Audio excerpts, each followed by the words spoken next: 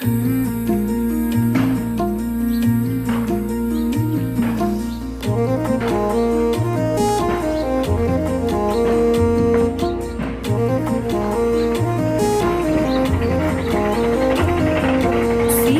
సీతుల్లా బతుకుతున్నాం ఈ చిన్న గుడిసెలలో.